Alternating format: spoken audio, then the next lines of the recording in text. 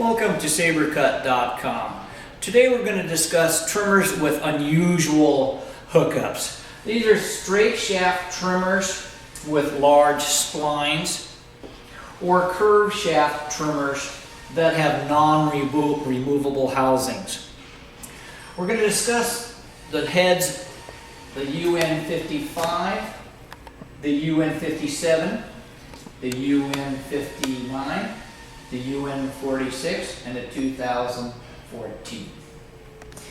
These all can fit on these trimmers that have the unusual hookups. Previously, we discussed in other videos straight shaft trimmers with extended and female threads and curved shaft trimmers with extended threads and spindle units.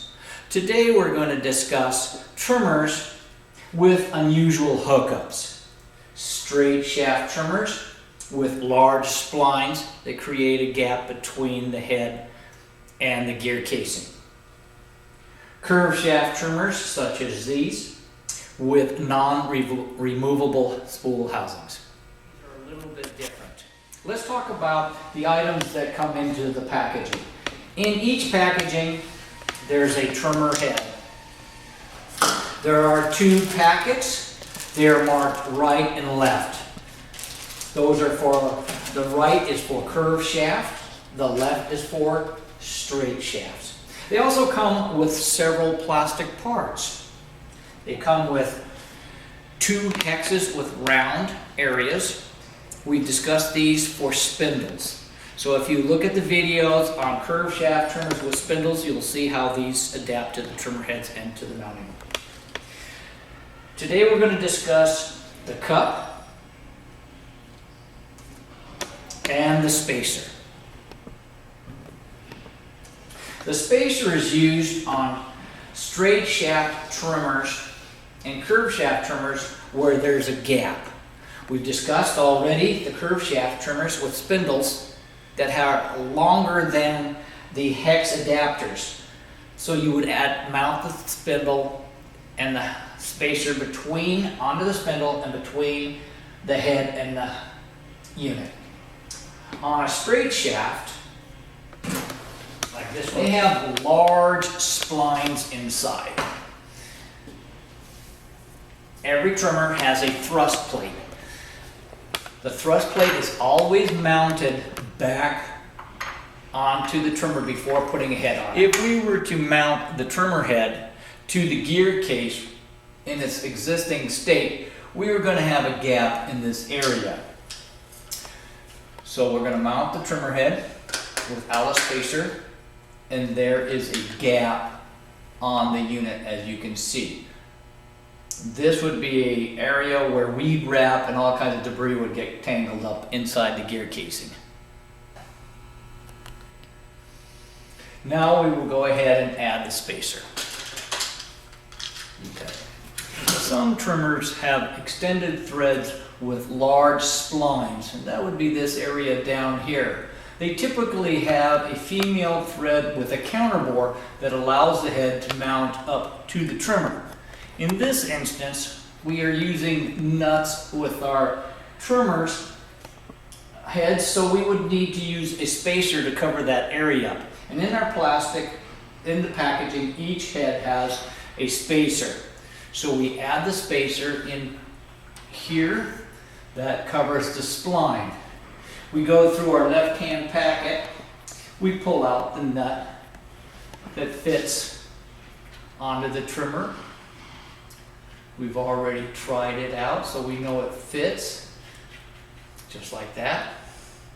So we take that, we take our trimmer. Again, there is a mounting side, which is the flat side, that fits to the upper side or to the spacer side. Underneath, which is the ground surface, is a hex area where the nut will fall inside. We take that nut, we hold on to it, we take this,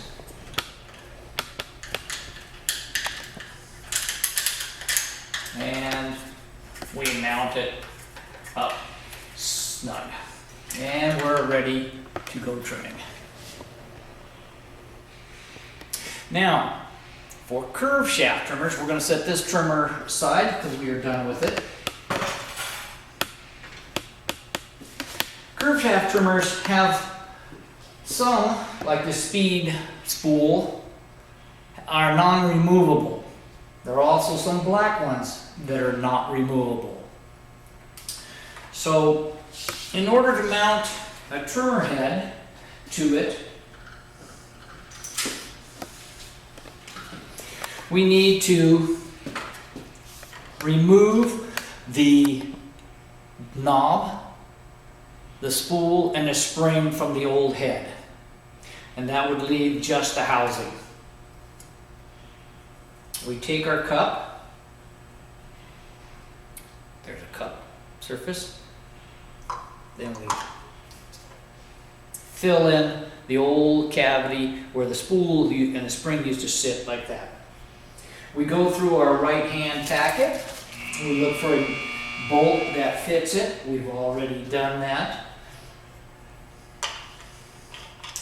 We put it in here. Fits like this. Now we take the trimmer head. Again, mounting surface, ground surface. We take our bolt. We drop it in there.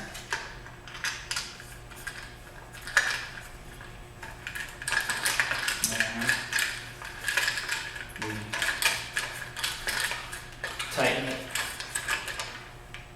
And we're ready to go. Cutting.